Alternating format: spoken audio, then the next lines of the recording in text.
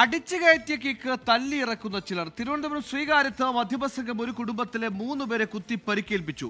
രാജേഷ്, സഹോദരൻ രതീഷ്, ബന്ധു രഞ്ജിത്ത് എന്നിവർക്കാണ് പരിക്കേറ്റത്. പ്രതികൾക്കായി പോലീസ് അന്വേഷണം തുടങ്ങി. വീടിന് മുമ്പിൽ വെച്ച് ഈ മധ്യമസംഘം പരസ്പരം അസഭ്യം വിളിച്ചത് ചോദ്യം ചെയ്താണ് കുടുംബത്തിന് നേരെ മധ്യമസംഘം അതിക്രമം നടത്തിയത്.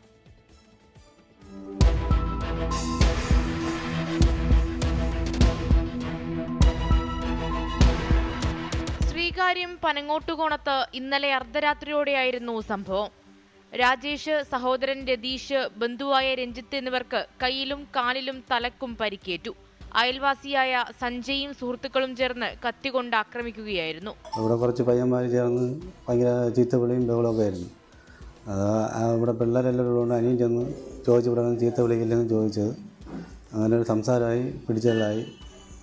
ഞാൻ ചെന്ന് അനിയനെ പിടിച്ച് വാങ്ങിക്കാൻ വേണ്ടി ചെന്നതും കത്തിയാണെന്ന് തോന്നുന്നു. അതിൽ കുത്തി എനിക്ക് ഇവിടെ ഉണ്ട്, അനിയൻ്റെ വയറിലും കുത്തി. അപ്പോൾ എനിക്ക് വേറൊരു കൂട്ടുകാരൻ നമ്മളെ ബന്ധു തന്നെ, അവൻ വന്ന് അവൻ്റെ കാലിലും കുത്തിയായിരുന്നു ചെയ്തത്. ഒരു 6-7 പേരുണ്ടായിരുന്നു. വീടിന് മുന്നിൽ നിന്ന് പ്രതികൾ മദ്യപിച്ച് ബഹളമുണ്ടാക്കിയത് പരിക്കേറ്റ രാജേഷും കുടുംബവും ചോദ്യം ചെയ്തിരുന്നു.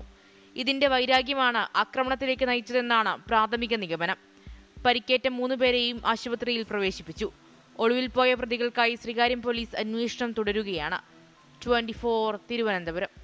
ലോകത്തെവിടെയായാലും ഏത് സമയത്തും 24 വാർത്തകളും ഓഗ്മെന്റഡ് റിയാലിറ്റി പാക്കേജുകളും എക്സ്പ്ലെയിനറുകളും വിശദമായി കാണാൻ ഞങ്ങളുടെ യൂട്യൂബ് ചാനൽ നിങ്ങൾക്ക് സബ്സ്ക്രൈബ് ചെയ്യാം.